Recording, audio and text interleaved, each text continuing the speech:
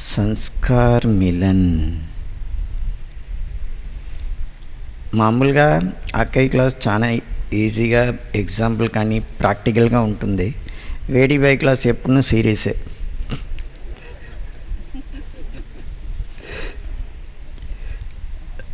Class స్టార్టింగ్లో కొంచెం ఫ్రీగా ఉంటారు, తర్వాత సీరియస్ అవుతుంది కదా.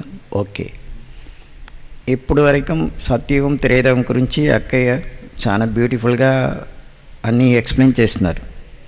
ఎందుకంటే అక్కడ సంస్కార్ మిలన్, స్వర్గంలో వచ్చి సంస్కార్ మిలన్ న్యాచురల్. అందరం చాలా బ్యూటిఫుల్గా అర్థం చేసుకుంటారు, ప్రీతిగా ఉంటారు, న్యాచురల్. దోపరికం నుంచి సంస్కార్ మిలన్ కట్ అవుతుంది. ఇప్పుడు అక్కయ్య యొక్క పార్ట్ ఏమంటే 2500 days కంప్లీట్ చేసేసి అక్కయ్య వెళ్ళిపోయినారు. నెక్స్ట్ 2500 days దోపరికం కలియుగం. ఇప్పుడు వేడి బై సబ్జెక్ట్ చాలా ఇంపార్టెంట్. ఏమంటే దోపరికం కలియుగం వచ్చి ఎట్లా మన కర్మ లెక్కాచారం స్టార్ట్ అయింది. ఫస్ట్ ఎగ్జాంపుల్ ఏమంటే సత్యం త్రేతాయుగంలో వచ్చి మెమరీ అంత లేదు. ఈ పాయింట్స్ బాగా అర్థం చేసుకోవాలి. మెమరీ గురించి 4 type ఆఫ్ మెమరీ ఉంది. అక్కే చెప్తున్నారు కదా, positive thoughts, negative thoughts, necessary thoughts, waste thoughts అనేసి 4 ప్రకారమైన థాట్స్ గురించి అక్కే ఎక్స్ప్లెయిన్ చేస్తారు చాలా బ్యూటిఫుల్గా. కానీ ఇప్పుడు మనం 4 ప్రకారమైన మెమరీ అంటే ఏం చెప్తారు తెలుగులో? ఓకే, మెమరీ జ్ఞాపకం. 4 ప్రకారమైన జ్ఞాపక శక్తి ఉంది కదా, స్మృతిలు. ఆ మెమరీ గురించి ఇప్పుడు అర్థం చేసుకోవాలి. ఇంగ్లీష్లో వచ్చి మెమరీ అని చెప్తారు. ఫస్ట్ ఏమంటే ఇప్పుడు మనం ఏమైనా కాల్కులేషన్ చేస్తాం, మ్యాథమెటిక్స్. అక్క ఇప్పుడు చెప్పినారు కదా 2 + 2 4. ఆ 2 + 2 ఉంటే ఆ 2 వచ్చి ఆల్రెడీ మెమరీలో ఉంటుంది. మళ్ళీ అన్నీ లెక్క పెట్టేప్పుడు 3 4 6 అన్నీ దానికి చెప్పేది టెంపరరీ మెమరీ. కాల్కులేషన్ కానీ మ్యాథమెటిక్స్ కానీ ఎవరైనా ఏమైనా నెంబర్ చెప్తే చెప్పండి మీ నెంబరు, మొబైల్ నోట్ చేసుకుంటాం కదా, అది టెంపరీగా ఉంటుంది. మళ్ళీ రేపు అడిగితే మొబైల్ చూస్తేనే మీకు గుర్తొస్తుంది. సో ద ఫస్ట్ టైప్ వచ్చి టెంపరరీ మెమరీ అని చెప్తారు. టెంపరరీ అంటే తాత్కాలిక. ఏం చెప్తారు తెలుగులో? తాత్కాలికం కదా, తాత్కాలికం. సెకండ్ వచ్చి ఏమంటే చాలా ఇంపార్టెంట్, నెససరీ మెమరీ. ఎక్కడి నుంచి వచ్చినా మళ్ళీ ఎక్కడ వెళ్ళాలో మన ఇల్లు అడ్రస్ కానీ ఇది కానీ అన్నీ ఖచ్చితంగా ఉండాలి. థర్డ్ వచ్చి షార్ట్ టర్మ్ మెమరీ అని చెప్తారు. షార్ట్ టర్మ్ అంటే కొన్ని రోజులకు ఉంటుంది, మళ్ళీ మర్చిపోతాం. స్కూల్లో చదువుతారు కదా, ఎగ్జామ్ వరకు అది ఎంత గుర్తు ఉంటుంది. ఎగ్జామ్ అయిన తర్వాత మళ్ళీ నెక్స్ట్ 8th నుంచి 9th వెళ్తే 8th ఎగ్జామ్ క్వశ్చన్ పేపర్ ఉంది కదా, 8 స్టడీ చేసినారు కదా, 9th పాస్ అయిన తర్వాత సేమ్ క్వశ్చన్ పేపర్ ఇవ్వండి, ఫెయిల్ అవుతారు. ఎందుకు? అప్పుడు మాత్రం that is called short term memory. ఇంకోటి ఏమంటే లాంగ్ టర్మ్ లేదంటే పర్మనెంట్ మెమరీ అని చెప్తారు. ఈ లాంగ్ టర్మ్ మెమరీ ఎట్లా డెవలప్ అవుతుంది, తయారవుతుంది అంటే ఎవరైనా ఏమైనా చెప్పేస్తే దుఃఖం వస్తే మాత్రం లాంగ్ టర్మ్ మెమరీ బాగా పనిచేస్తుంది. 10 సంవత్సరం ముందర వచ్చి ఎవరు ఏం చెప్పినాడు ఇప్పుడు కూడా గుర్తుంది. ఆయనని చూస్తే అక్కని చూస్తే అట్లా చెప్పినారు కదా ఆ రోజు, this is called long term memory. కానీ సత్యంలో వచ్చి టెంపరీ షార్ట్ టర్మ్ మెమరీ మాత్రం ఉంటుంది. Long term memory, permanent memory ఎవరికి లేదు. దోపరికం వచ్చిన తర్వాతనే మెమరీ ఇంప్రూవ్మెంట్ డెవలప్ అవుతుంది. ఇది చాలా ఇంపార్టెంట్.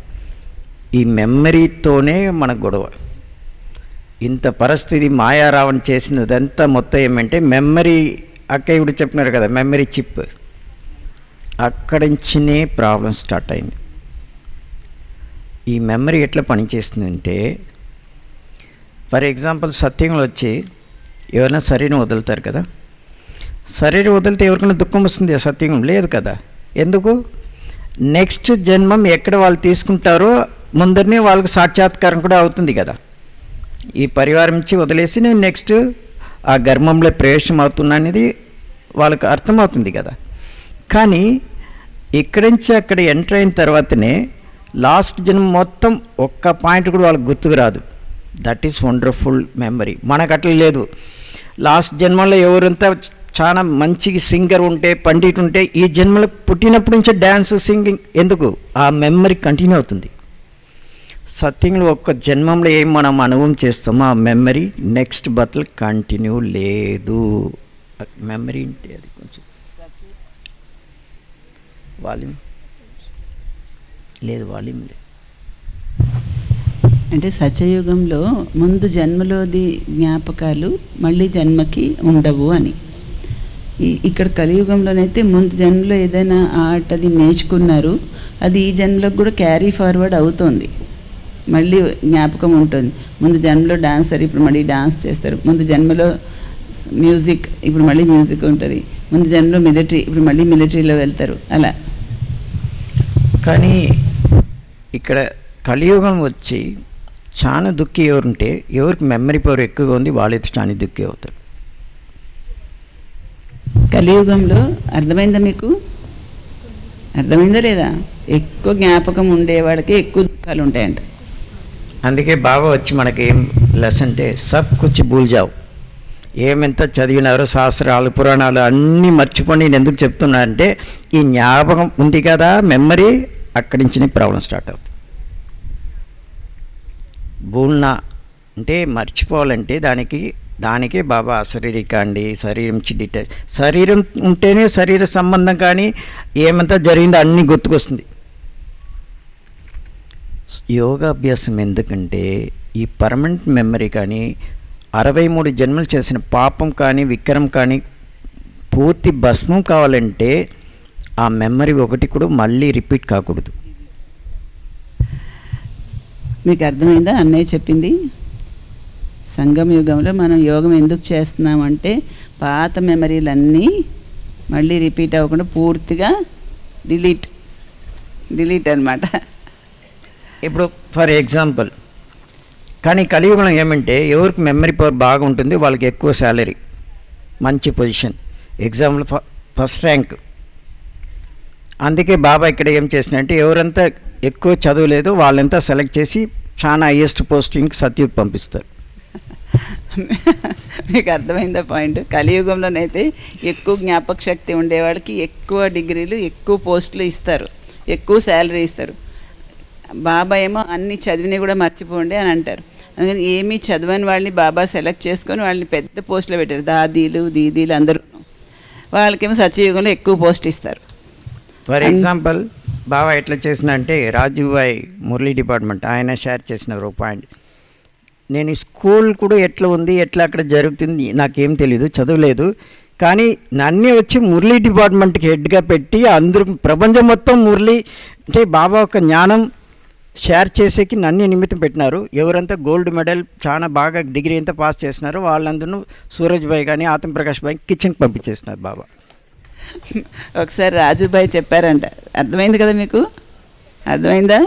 చెప్పండి, చెప్తారు కదా. రాజుభాయి మురళీ డిపార్ట్మెంట్కి హెడ్.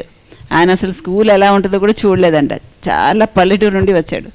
ఆయనేమో మురళీ డిపార్ట్మెంట్లో పెట్టి బాబా మురళీ అందరికీ పంపించేలాగా పెట్టారు. జ్ఞానం. గోల్డ్ మెడల్ వచ్చిన సూరజ్ భాయ్ని ఆతం భాయ్ని కిచెన్లో పెట్టాడు.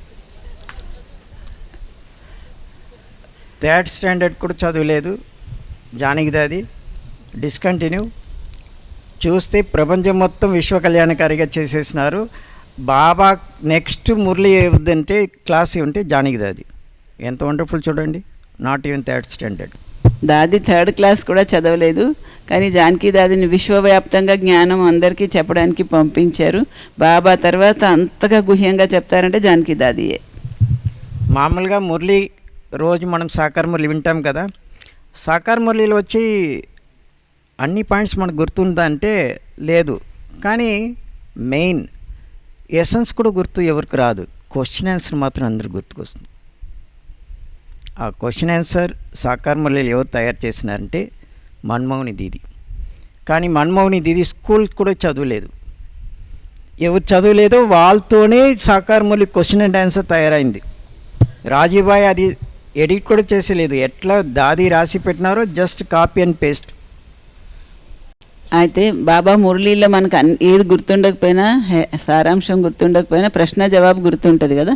అలా ప్రశ్న జవాబు ఉండాలని దాన్ని తయారు చేసింది ఎవరంటే మన్మోహిని దీది. ఆమె కూడా ఏమీ చదువుకోలేదు. రాజుభాయ్ కూడా ఆ మురళిని ఎలా ఉన్నదాన్ని అలాగే కాపీ చేసి అందరికీ పంపిస్తారు. నేను దాన్ని ఎడిటింగ్ కూడా చేయరు.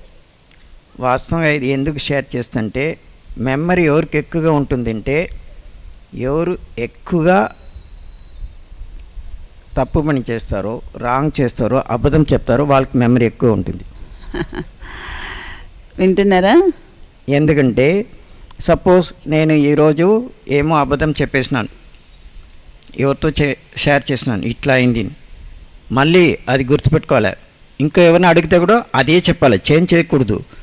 మళ్ళీ నెక్స్ట్ వీక్ అక్కయ్య అడిగితే కూడా అదే చెప్పాలి. 1 year తర్వాత కూడా ఎవరన్నా 1 year 2 year అయిన తర్వాత ఆ రోజు అట్లా జరిగింది ఎందుకంటే మళ్ళీ గుర్తుపెట్టుకొని అదే రిపీట్ చేయాలి. చేంజ్ చేస్తే దొంగతనం చేసినారు. ఎవరు నిజాయితీగా ఉంటారో వాళ్ళు మెమరీ చేసుకునే ఇది పని లేదు. ఏం జరిగిందో అదే చెప్తారు కదా, ఎందుకు మెమరీ చేసుకోవాలి? అబద్ధం చెప్తేనే ఎప్పటి వరకు శరీరం వదులుతామో అప్పటి వరకు అది గుర్తుపెట్టుకోవాలి. ఎవరు అడిగితేనే సేమ్ రిపీట్ చేయాలి. అర్థమవుతుందా? అబద్ధాలు ఎవరికి జ్ఞాపకం ఎక్కువ ఉంటుంది అంటే అబద్ధం చెప్పేవాళ్ళకి, దొంగతనం చేసేవాళ్ళకి జ్ఞాపకాలు ఎక్కువ ఉంటాయి. వాళ్ళు ఎప్పుడు గుర్తుపెట్టుకొని అదే చెప్తుండాలి, లేకపోతే మరి దొంగతనం బయటపడిపోద్ది, అబద్ధం బయటపడిపోద్దని. ఇప్పుడు మెమరీ కావాలా వద్దా? మరి మీకు జ్ఞాపక శక్తి కావాలా వద్దా? కావాలా? ఎందుకు? ఉన్నది ఉన్నట్టు నిజాయితీగా ఉండే వాళ్ళకి ఎక్కువ జ్ఞాపకం పెట్టుకోవాల్సిన పని లేదు కదా. అందుకే అక్కయ్య మురళీలు క్వశ్చన్ ఆన్సర్ అడిగితే మార్నింగ్ విన్నాం మర్చిపోయినాం. బికాజ్ అన్నీ భూల్చావు కదా, అన్నీ మర్చిపోవాలి కదా. అందుకే మురళీ పాయింట్లు అడిగితే కూడా మర్చిపోతున్నారా అని అడుగుతున్నారు. వాస్తవంగా జగదీష్ భాయ్ దీని గురించి చాలా బ్యూటిఫుల్ క్లారిఫికేషన్ ఇచ్చినారు మెమరీ గురించి. ఆ కాలంలో వచ్చి మేము క్లాస్ విన్నాలో నోట్స్ రాసుకోవాలి, కానీ రికార్డింగ్ కానీ ఇది కానీ యూట్యూబ్ ఏం లేదు. అప్పుడు ఎంత బ్యూటిఫుల్గా జగదీష్ భాయ్ పాయింట్ చెప్పినారంటే మెమరీ వచ్చి నాలెడ్జ్ బేస్డ్ మెమరీ కావాలి, కానీ ఎమోషనల్ బేస్డ్ మెమరీ ఉండకూడదు. దుఃఖం కానీ అశాంతి కానీ అది మెమరీ పెట్టకూడదు. The memory should be based on knowledge, not based on emotion. చాలా బ్యూటిఫుల్ పాయింట్స్.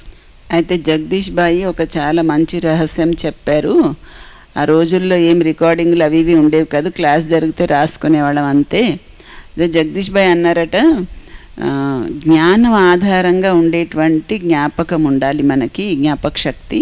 అంతేగాని భావనాత్మకమైనటువంటి జ్ఞాపక శక్తి కాదు. భావన మంచిది అక్కయ్య, ఎమోషన్ అంటే టెన్షన్, రియాక్షన్, కోపం, ఏమైనా జరిగింది, భావావేశంతో ఉండేటువంటి జ్ఞాపకం కాదు. అంటే మనకి అలా ఉంటే ఏమవుద్దంటే మనకి ఏ సందర్భంలో భావావేశంకి లోనయ్యామో అప్పుడు విషయాలు గుర్తుంటాయి, మిగతా విషయాలు గుర్తుండే ఎంత మంచి జ్ఞానం అయినా సరే. అందుకే ఎవరితో ఏం పొరపాటు జరిగిందో, ఎవరు ఏం చెప్పినారో ఫీల్ ఎప్పుడు అవుతామో మెమరీ స్ట్రాంగ్ అవుతుంది. ఫీల్ చేసి ఎవరో ఏమో అనేస్తున్నారు, అక్కయ్య చెప్పేస్తున్నారు, అన్నయ్యలు ఏమో చేస్తున్నారంటే కోపం వస్తుంది కదా, ఫీల్ అవుతుంది కదా, ఏడుస్తాం కదా, మెమరీ స్ట్రాంగ్. భావావేశంతో ఉండే జ్ఞాపక శక్తి ఉంటే ఏదైనా ఫీలింగ్ వచ్చినప్పుడు, ఎవరైనా తిట్టినప్పుడు, కోపడినప్పుడు అప్పుడు జ్ఞాపకం చాలా స్ట్రాంగ్ అవుతుందంట. వాస్తవంగా ఇప్పుడు మనం ఏం చేయాలంటే సంస్కార్ మిల్ అంటే నాలెడ్జ్ యొక్క ఆధారపైన మన మెమరీ ఉండాలి, కానీ ఎవరు ఏం చేసినారు వ్యవహారం యొక్క ఆధారపైన మెమరీ ఉండకూడదు. ఇట్లా చెప్పేసినారు కదా, ఇట్లా చేసినారు కదా, ఇట్లా అన్నారు కదా, ఇట్లా కొట్టేసినారు కదా, అది అంతా గుర్తుపెట్టకూడదు. ఎందుకంటే మంజాకే చెప్పినారు కదా, అప్పు తీసినాం కదా, రిటర్న్ ఇవ్వాలా వద్దా, ఇస్తే ఖుషి ఉండాలి కదా.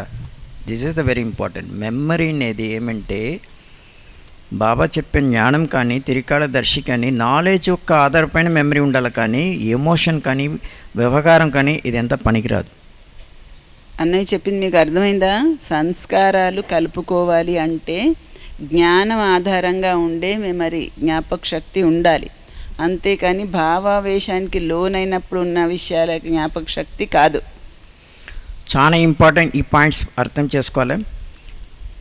ధర్మరాజపురి అంటే మనం చేసిన పాపం కానీ విక్రమం ఎక్కడ సెటిల్ అవుతుంది అంటే ఓన్లీ 2 ప్లేస్, 2 స్థానంలో అది సెటిల్ అవుతుంది. ఒకటి గర్భ జైల్, ఇంకోటి ధర్మరాజపురి. విన్నారు కదా మురళిలో, అందరూ వింటున్నారు. గర్భ జైల్, ఇంకోటి ధర్మరాజపురి.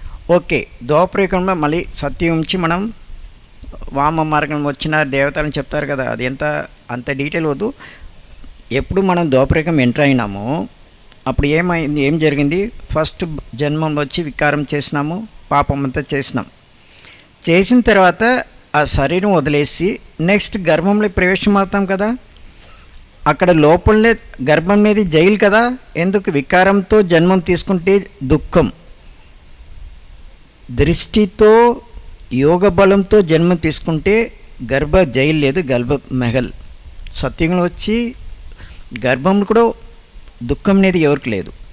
కానీ ద్వాపరయుగంలో వచ్చి ఇప్పుడు ఒక జన్మం వచ్చినాము, తీసుకున్నాము, అంత పాపం విక్రమం చేసినాం, మళ్ళీ గర్భంలో ప్రవేశం అయిన తర్వాత తర్వాత ఎవరికైనా అర్థం కాలేదంటే ఎసెన్స్ షేర్ చేస్తారు. తర్వాత ఏమవుతుంది, ఎంటర్ అయిన తర్వాత గర్భ జైలు కదా, ఒక జన్మంలో ఏమెంత చేసినా మొత్తం అది సెటిల్ చేయాలి కదా, అక్కడ దుఃఖం అనుభవం చేసింది కదా ఆ పాప, వెదర్ సన్ ఆర్ డాటర్, అది డిఫరెన్స్ ఏం లేదు. గర్భంలో వచ్చి అనుభవం చేసిందా లేదా, చేసింది కదా, దుఃఖం అనుభవం అవుతుంది కదా. ఓకే, అట్లా దుఃఖం అనుభవం చేస్తే ఒక్క జన్మంలో ద్వాపరయుగంలో ఫస్ట్ జన్మ చేసిన విక్రమ కానీ పాపం మొత్తం అక్కడే అనుభవం చేసిన తర్వాత సెటిల్మెంట్ అయింది కదా. సెటిల్మెంట్ అవుతుందా లేదా అంటే సెటిల్మెంట్ అయ్యేస్తే మళ్ళీ ఆత్మ ఇప్పుడు సతోప్రధాన అయింది కదా, నెక్స్ట్ జన్మం హైయెస్ట్గా ఉండాలన్నా వద్దా?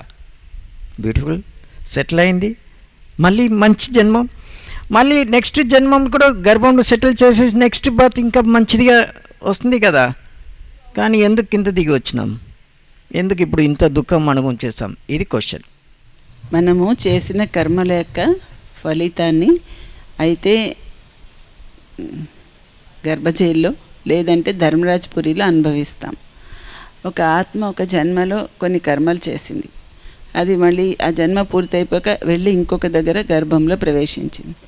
అక్కడ ఆ గర్భజైల్లో అంటే ద్వాపరయుగం నుంచి, అంతకుముందైతే గర్భ మెహల్ కదా సత్యయుగంలో, ఆ గర్భజైల్లో శిక్షలు అనుభవించిన తర్వాత అది మళ్ళీ జన్మ మంచిగా తీసుకోవాలి కదా.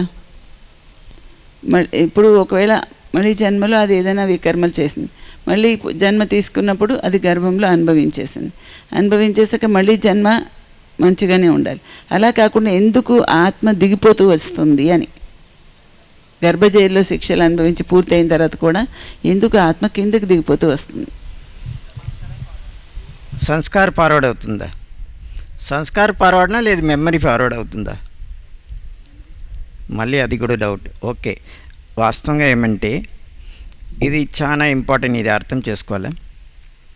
ఒకటి పనిష్మెంట్, ఇంకోటి సెటిల్మెంట్.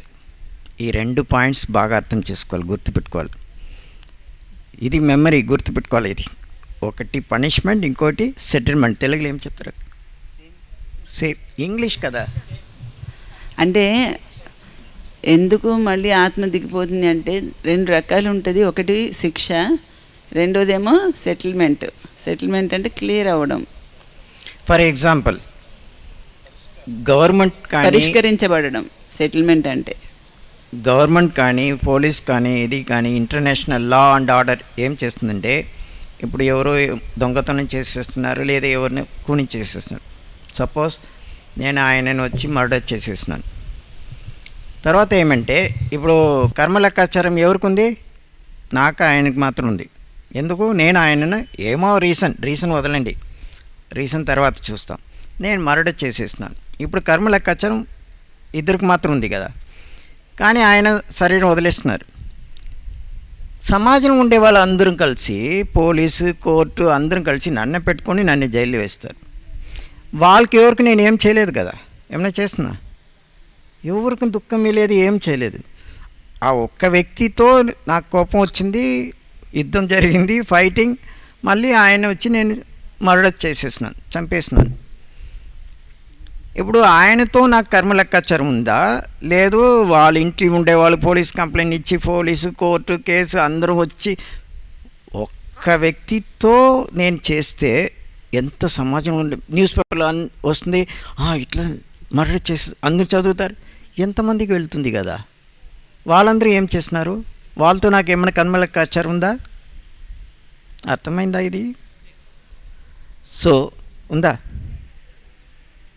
వాళ్ళకంత కర్మ లెక్కాచారం ఉందా లేదా? వాస్తవంగా ఏమంటే వాళ్ళకి ఎవరు కర్మ లెక్కాచారం లేదు. ఇద్దరు, నేను మీకు దుఃఖం ఇచ్చిన మర్డర్ చేసినాను కానీ మన ఇద్దరే సెటిల్ చేయాలి, కానీ వాళ్ళకి దానికి సంబంధం లేదు. 3 రోజు మంజుబేన్ క్లాస్ వినేసి ఉంది అని చెప్తున్నారు కదా. మంజుబేన్ ఏం చెప్తున్నారు, మీరు ఏం చేసినా అది మీకే, ఇంకా ఎవరికి షేరింగ్ లేదని చెప్తున్నారు కదా. మళ్ళీ షేరింగ్ ఉంది అని చెప్తే అర్థమైంది. ఇప్పుడు అర్థమైందా లేదా అర్థమైందా నాకు అర్థం కాలేదు. అంటే మీకు పాయింట్స్ వింటున్నారు, అర్థమవుతుందా? అర్థమైంది అన్నవాళ్ళు చేయొద్దండి. అదంతా వద్దు, చెయ్యతేదా అదెంత మధుబను వాసి చేసేది. జస్ట్ మీకు అర్థం కాలేదంటే ఎవరిని అడగండి, నో ప్రాబ్లం. చాలా ఇంపార్టెంట్ ఏమంటే ఎవరెవరు ఏం చేస్తున్నారో దానికి వాళ్ళతో సెటిల్మెంట్ చేయాలి, కానీ ఇంకా ఎవరికి షేరింగ్ అంతా ఏం లేదు. ఈ షేరింగ్ అనేది రావణ రాజ్యంలో షురు అవుతుంది, రామరాజ్యంలో లేదు. దానికి అక్కడ చెప్పేది అకర్మం. అకర్మం అంటే మనం చేసే కర్మ యొక్క ఫలితం మనమే అనుభవం చేసాం, ఇంకా ఎవరికి షేరింగే లేదు. దోపరయుగం నుంచి చేసేదంతా పాపం చేస్తాం, వికరం చేస్తాం కదా, దానితోనే సంస్కార మిలం లేకుండా అన్నీ షేర్ అవుతుంది. ఓకే, నెక్స్ట్ సపోజ్ ఆయన నేను చంపేసినాను, ఏమో జరిగింది, అది విక్రమం. నెక్స్ట్ జన్మ ఆయన తీసుకుని వస్తారు. నెక్స్ట్ జన్మలో నేను ఆయన 25 yearsలో నేను చంపేసినాను, అప్పుడు నాకు 25 years.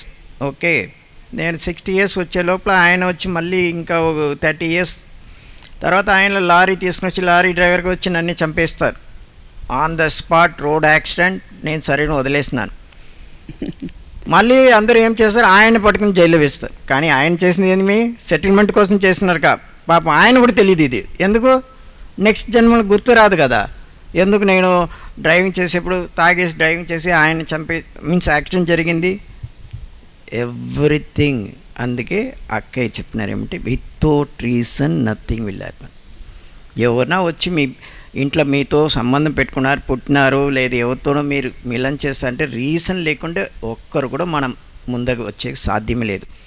ఎగ్జాంపుల్ చెప్పినారు కదా, 20 years ఇక్కడ బట్టి జరుగుతుంది అన్నవరం, కానీ అక్కయ్య కూడా తెలుసును. కానీ ఎందుకు ఇప్పుడు మాత్రం ఆ టైం రావాలా, ఇంకోటి ఆ వ్యక్తి ముందర రావాలి కదా, అప్పుడే కదా సెటిల్మెంట్ స్టార్ట్ అవుతుంది. అర్థమైందా ఈ టాపిక్? ఓకే, ఇప్పుడు ఇంకా చాలా ఇంపార్టెంట్ పాయింట్స్ ఏమంటే 2 points సంస్కారములకి ముందర ఇది అర్థం చేసుకుంటే సంస్కారములని ఈజీ.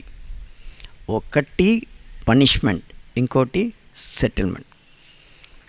పనిష్మెంట్ అంటే ఇప్పుడు ఎవరి దగ్గర మనం అప్పు తీసుకున్నాం, అక్కే చెప్పినలాగా బ్యాంక్లో 1 lakh మీరు అప్పు తీసుకున్న తర్వాత మంత్లీ బేసిస్ ఏం చెప్తారు దానికి, ఈఎంఐ ఇన్స్టాల్మెంట్లో ఏమో ఎవ్రీ మంత్ ఇన్స్టాల్మెంట్లో వచ్చి మంత్లీ బేసిస్లో 1 lakh తీసుకున్నాం, ఎవ్రీ మంత్ 1000 rupees ఏమో రిటర్న్ ఇస్తున్నాం.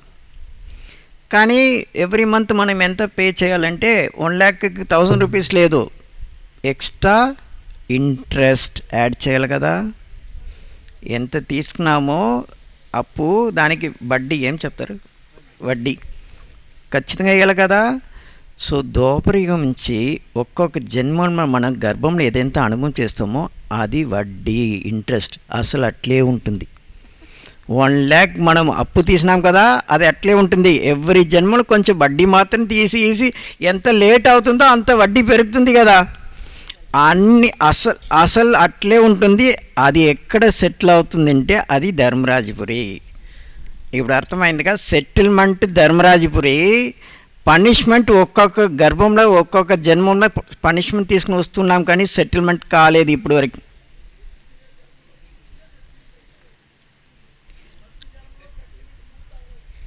ఫస్ట్ జన్మలో సెటిల్మెంట్ లేదు, ఒక్క జన్మ కూడా సెటిల్మెంట్ అయ్యేలేదు, సాధ్యమే లేదు. ఎందుకంటే పాపం కానీ వికర్మం సెటిల్ కావాలి, భస్మం కావాలంటే దానికి రాస్తా ఏమంటే దానికి రైట్ మెథడ్ ఏమి మనకి ఎవరికి తెలియదు, దారి తెలియదు కదా. బాబా వచ్చిన తర్వాతనే, బాబా మనకు రాజ్యోగం నేర్పించిన తర్వాతనే ఇక్కడే మనం సెటిల్ చేసేస్తాం. అందరూ సెటిల్మెంట్ ధర్మరాజు బిడ్డ. మన సెటిల్మెంట్ అర్థం చేసుకోండి, మన సెటిల్మెంట్ సంగం యుగం, ఇక్కడనే మనం సెటిల్ చేయాలి. కానీ మనం ఏం చేస్తాము, ఇక్కడ సెటిల్ చేసి ఇంట్రెస్ట్ లేదు. వీళ్ళెందుకు నన్ను ఇట్లా చెప్తారు, వాళ్ళు ఎందుకు అట్లా చేస్తారు, వీళ్ళు అందుతో గొడవ ఎందుకు పెట్టుకుంటామంటే నేను హాయిగా ఉండాలి, ఇక్కడ నాకు ఏం ప్రాబ్లం రాకూడదు. అంటే ఎవరితో కర్మ లెక్కాచారం ఉందో సెటిల్ చేసేకి ఇంట్రెస్ట్ లేదు, ఎవరినో అక్సెప్ట్ చేసేలేదు, వీళ్ళు నాకు ఆలోచించేసేలేదు. అక్కయ్య కూడా చెప్పినారు కదా, నాలెడ్జ్లు ఎవరన్నా లేదంటే వాళ్ళని మనం ఎట్లా తీసుకుంటామంటే పాపి వికర్మి, మనం మాత్రమేమా, మనం కూడా అదే కదా, సేమ్ కేటగిరీ. కానీ ఇప్పుడు ఏమో కొంచెం మనం పరివర్తన తీసుకుని వస్తాం, కానీ ఇట్ ఈస్ నాట్ 100%. సో చాలా ఇంపార్టెంట్ ఏమంటే సంస్కార మిలన్ ఉంటేనే సంగమ యుగంలో వచ్చి మనం చేసిన 63 జన్మ ఒక్క కర్మ లెక్కాచారం సెటిల్ అవుతుంది. సంస్కార మిలన్ లేదంటే ఇక్కడ కూడా మనం పనిష్మెంట్ తీసుకుంటాం సంగమ యుగం, నో సెటిల్మెంట్. మళ్ళీ ధర్మరాజు వివరాలు సెటిల్ చేయాలి. This is very wonderful. అర్థమైందా? లేదంటే మళ్ళీ రిపీట్ చేస్తాను. సంగమ యుగంలో వచ్చి సంస్కార మిలన్ లేదంటే ఇక్కడ కూడా మనం పనిష్మెంట్ తీసుకుంటాం, కానీ సెటిల్మెంట్ చేసే సాధ్యం లేదు. మళ్ళీ మనం కూడా భక్తాత్మ లాగా లేదు వేరే ధర్మ వాళ్ళలాగా ధర్మరాజు పిల్లలు సెటిల్ చేయాలి.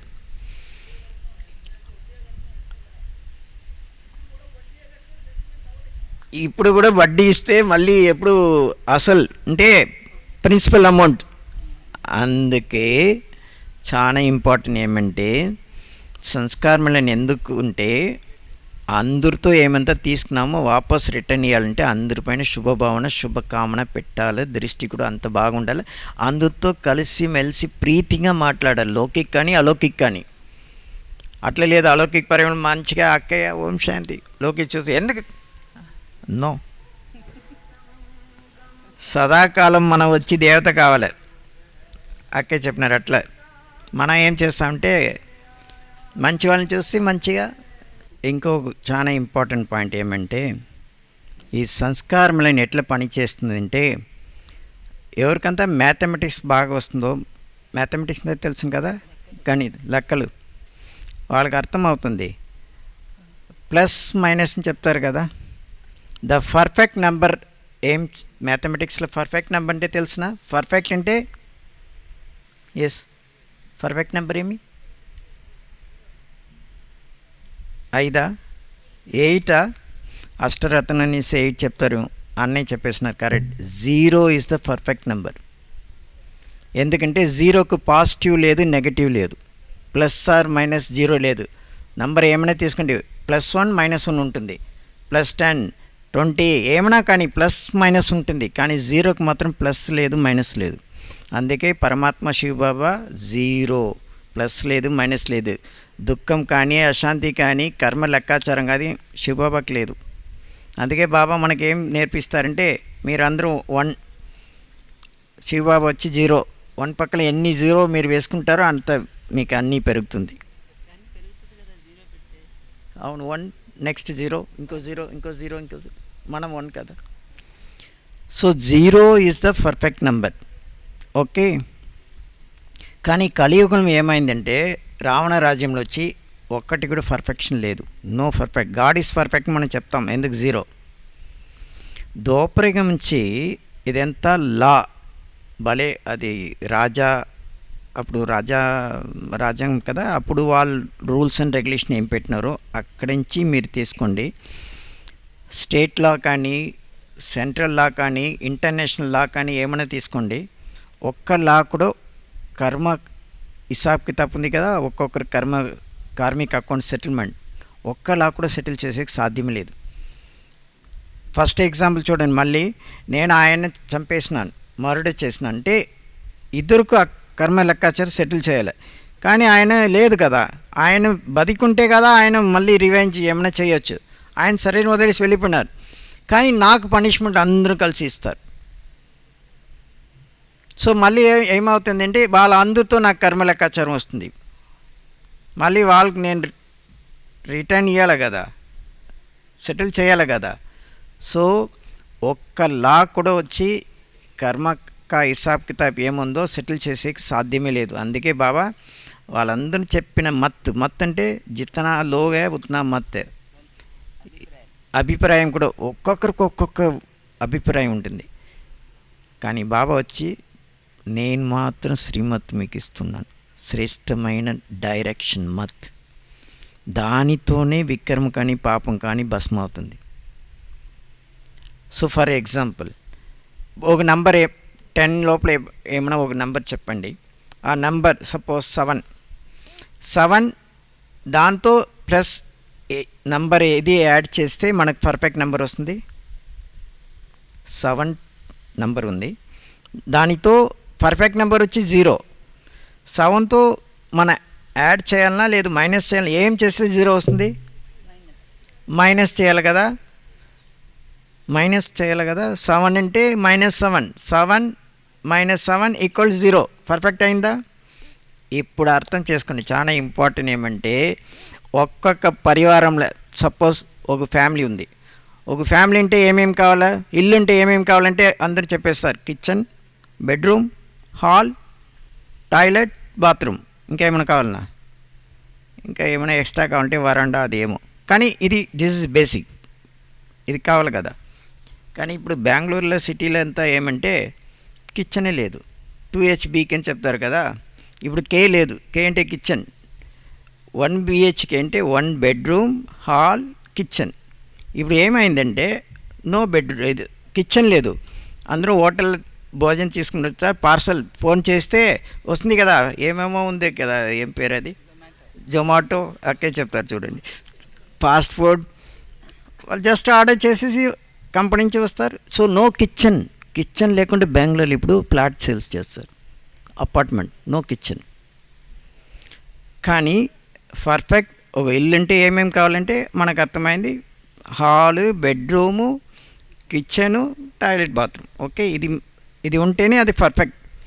అట్లనే పరివారం ఉంటే ఎంతమంది ఉన్నారో వాళ్ళందరూ ఒక నంబర్ యాడ్ చేస్తే 0 రావాలి, అప్పుడే పర్ఫెక్ట్. 0 లేదంటే అది పర్ఫెక్ట్ లేదు. ఫర్ ఎగ్జాంపుల్ అన్నయ్య ఒక ఇంట్లో ఇద్దరే ఉన్నారు, అన్నయ్య అక్కయ్య, అంటే హస్బెండ్ వైఫ్. అన్నయ్య నెంబర్ వచ్చి 7, అక్కయ్య ఎట్లా ఉండాలంటే జస్ట్ అన్నయ్యకి ఆపోజిట్గా ఉంటేనే వాళ్ళ ఇద్దరు ఫ్యామిలీ పర్ఫెక్ట్. లేదంటే లేదు. ఇప్పుడు ఎగ్జాంపుల్ ఒక్కొక్కటి నేను చెప్తాను వినండి. 7 - 7 అన్నమాట. అందుకే మీరు ఎక్కడ ఇద్దరిని సెలెక్ట్ చేయండి, హస్బెండ్ వైఫ్. అన్నయ్య వచ్చి చాలా తెలివితేట ఉంటే అక్కయ్య బుద్ధిగా ఉంటారు, అక్కయ్య తెలివితేట ఎక్కువగా ఉంటే అన్నయ్యలు సైలెంట్. మేం చెప్తున్నా అట్లనే ఒక్కొక్క పరివారం మీరు చెక్ చేసి చూడండి, అట్లా ఉంటేనే పర్ఫెక్షన్. లేదు అన్నయ్యది వచ్చి 6, అక్కయ్యది వచ్చి 8 ఉంటే కొన్ని రోజు అయిన తర్వాత డైవర్షన్తో ఇద్దరు వచ్చి సేమ్ ఆపోజిట్గా ఉంటేనే సెట్ అవుతుంది. ఎందుకు ఆపోజిట్ అంటే అందుకే కదా మేల్ ఫీమేల్టీని ఆపోజిట్. పరివారం అంటే నేను చేసే ఏమంతా చేస్తే మీరు టాలరేట్ చేసుకోవాలి, మీరు ఏం చేస్తే నేను టాలరేట్ చేసుకుంటేనే పర్ఫెక్షన్. 0 ఉంటే ఖచ్చితంగా సంగమిలో వచ్చి ఒక్కొక్క పరివారం ఎట్లంటే ఆపోజిట్ ఉంటేనే మీరందరూ సెలెక్ట్ అవుతారు పరివారం లాయక్ అనేది, లేదంటే లేదు. అందుకే చెప్తారు కదా బాబా, చారిటీ బిగిన్స్ అట్ హోమ్.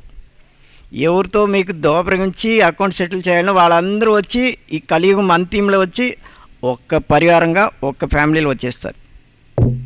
అట్లా వస్తేనే ఇక్కడ సెటిల్మెంట్, లేదంటే ధర్మరాజపురం సెటిల్మెంట్.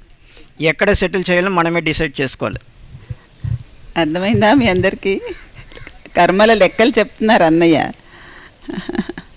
అంటే ఇక్కడ ఒకరికొకరు వ్యతిరేకమైన స్వభావాలు వాళ్ళు ఉన్నప్పుడే కర్మల ఖాతాలు తీరుతాయి. ఇక్కడ తీరకపోతే బాగా అలా ఉన్నారనుకోండి, ఇక్కడ తీరకపోతే ఏమవుతుంది, ధర్మరాజపురిలో తీర్చుకోవాలి అంటున్నారు. ఫర్ ఎగ్జాంపుల్ ఒకరికొకరు వ్యతిరేకంగా ఉంటే అది పర్ఫెక్ట్ ఫ్యామిలీ అంట. ఆపోజిట్ ఉంటేనే పర్ఫెక్షన్. ఫర్ ఎగ్జాంపుల్ అన్నయ్య అనుకుంటారు. నాలాగనే అక్కయ్య ఉండాలి. Okay, husband wife.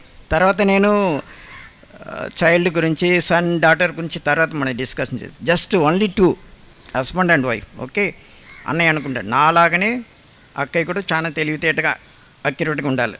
ఓకే, ఇప్పుడు మార్నింగ్ 4 o'clock నాకు వచ్చి చాయ్ కాఫీ కావాలి, బెడ్ కాఫీ కావాలి.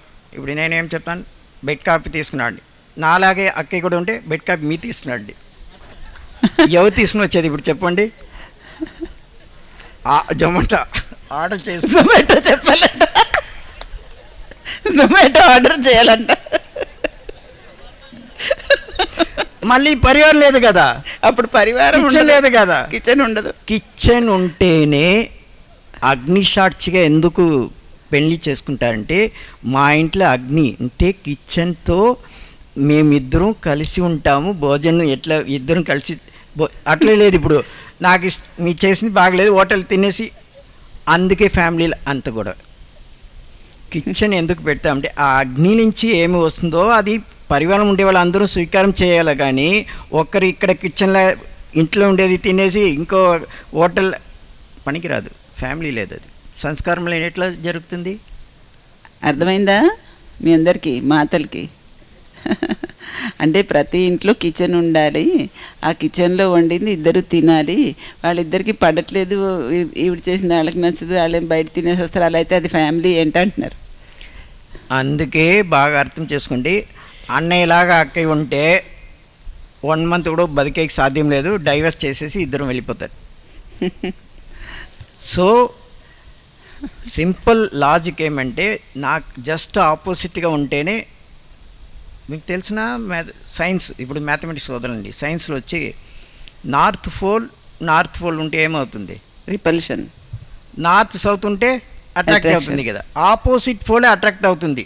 అట్లనే నా సంస్కారం ఎట్లా ఉంది, దానికి ఆపోజిట్గా ఉంటేనే వాళ్ళతో నాకు అట్రాక్షన్ వస్తుంది, కలుస్తుంది, లేదంటే లేదు. This is the secret. వ్యతిరేకమైన సంస్కారాలు ఉన్నప్పుడే కలుస్తాయి అంటున్నారు. అందుకే బాబా ఉంటే వ్యతిరేకిస్తాయంట. అక్కయ్య నేచర్ కూడా అన్నయ్య నేచర్ లాగా ఉంటే ఇద్దరికి డైవర్స్ అయిపోద్ది 4 రోజులకే అంటున్నారు. ఇద్దరికి తలకాయ ఉండకూడదు. ఒక్కరికి 60% ఉంటే ఇంకొకరికి 40% ఉండాలి, అప్పుడు మ్యాచింగ్. ఒకరికి 80% ఉంటే ఇంకొకరికి 20 ఉండాలి. 20 ఎక్కువ అంటే ప్రాబ్లం, మళ్ళీ సంస్కారం లేదు అక్కడ. అంటే ఇద్దరు ఒక్కలాగే ఉంటే సంస్కారాలు కలవు. ఒకరిది కొద్దిగా టాప్ లెవెల్ ఉండి ఒకరిది కొద్దిగా తక్కువ ఉండనే కలుస్తాయి అంటున్నారు. ఫర్ ఎగ్జాంపుల్, చాలా గ్రేట్ లీడర్, ఆయన వెనకాల వచ్చి చాలామంది ఫాలోయర్స్కి ఏం చెప్తారు, ఫ్యాన్స్, శిష్యుడు కానీ ఫ్యాన్స్ కానీ ఉన్నారు. వాళ్ళందరూ ఎందుకు ఆయన్ని ఫాలో చేస్తున్నారంటే చాలా ఇంపార్టెంట్. ఆయన చాలా మంచి తలకాయ ఉంది, వీళ్ళు ఎవరికి తలకాయ లేదు, అందుకే మ్యాచ్ అవుతుంది. మ్యాచింగ్ కూడా ఏమంటే పర్సంటేజ్ అక్యురేట్, నో డౌట్. ఇక్కడ కూడా చూడండి, చాలా బ్యూటిఫుల్. లక్ష్మికి కొంచెం తలకాయ ఎక్కువ ఉంది, మన పెద్ద అక్కయ్యకి వచ్చి ఏమంటే దిల్ పెద్దది ఉంది. ఇక్కడ హార్ట్, అక్కడ ఎడ్డు, 2 కలిస్తేనే ప్రోగ్రాం జరుగుతుంది. వేడివాయి క్లాస్ చూస్తే సాకార మురళి, మంచిపోయిన అక్కయ్య క్లాస్ చూస్తే అవైక్తవాణి. అర్థమైందా? ఎంత బ్యూటిఫుల్. ఈ కాంబినేషన్ ఒక్కొక్క బట్టి మీరు కంపేర్ చేసి చూస్తే మీకు అర్థమవుతుంది. ఎవ్రీథింగ్ ఏమైనా జరగని, just opposite pole attracts each other. అందుకే బాబా చెప్తారు, నేను పతికంతా పతి పరమేశ్వర్, మీరెవరు? చాలా ఇంపార్టెంట్ ఏమంటే, మీరందరూ సీతల్ని బాబా చెప్తే బాబా వచ్చే రామ, ఆపోజిట్ ఉండాలి. అట్లా లేదు, నాకు వైఫ్గా శివబాబా రావాలంటే పాసిబులా? No chance. ఎందుకు? Always is a male. So enjoy the difference. Baba పతులకు పతి అన్నప్పుడు మీరు సీతలు అయితేనే ఆయనతో కలిసి ఉంటారంటున్నారు, ఆయన కూడా సీత అయితే కుదరదు. సో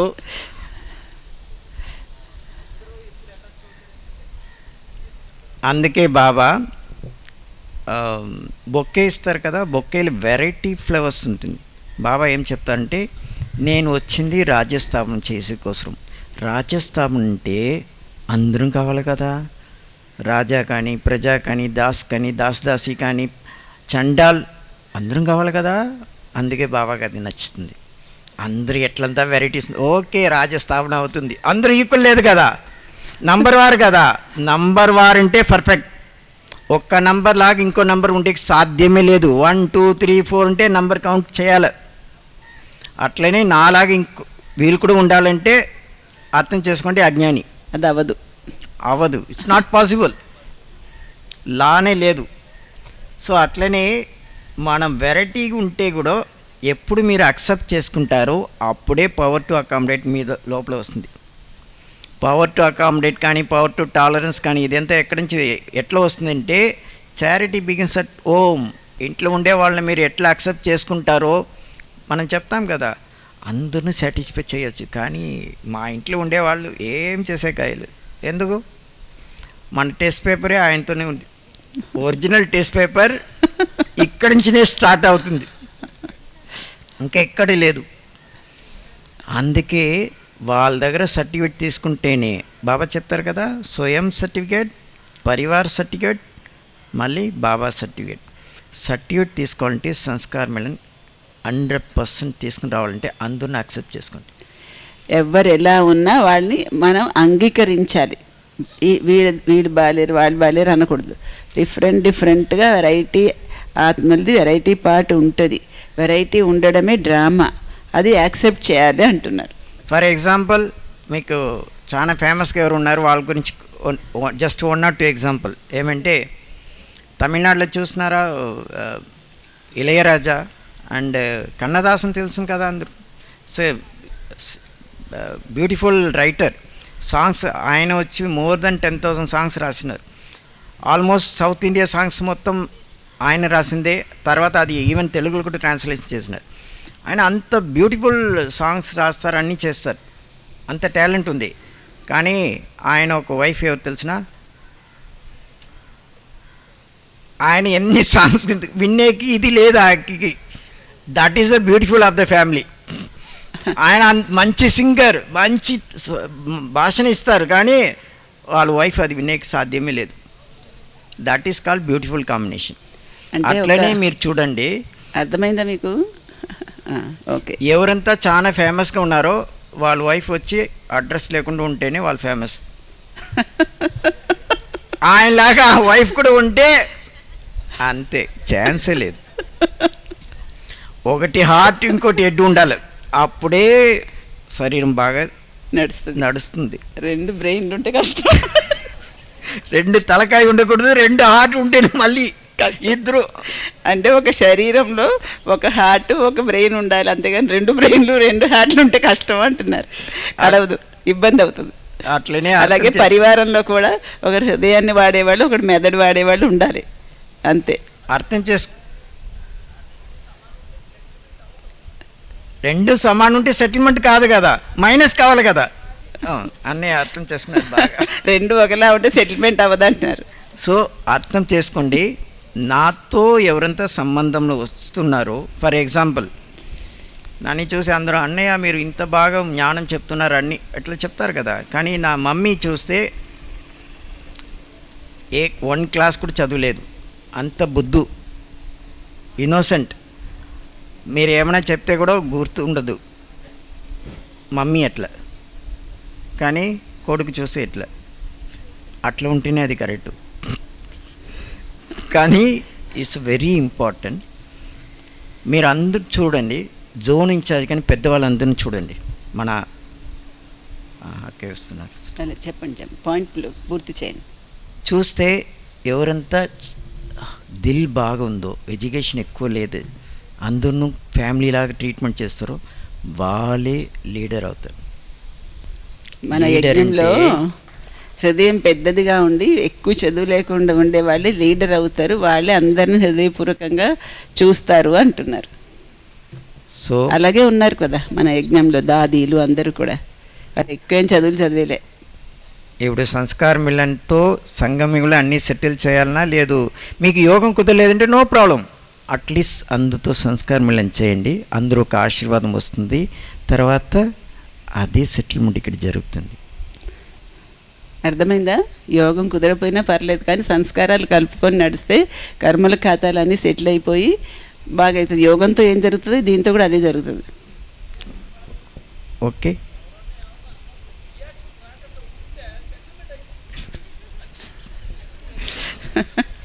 అన్నయ్య డైరెక్ట్ అట్లా చెప్పకూడదు, మళ్ళీ హార్ట్ అటాక్ వస్తే మళ్ళీ ప్రాబ్లం. No problem. ఓకే, అర్థమైంది కదా. ఓం శాంతి.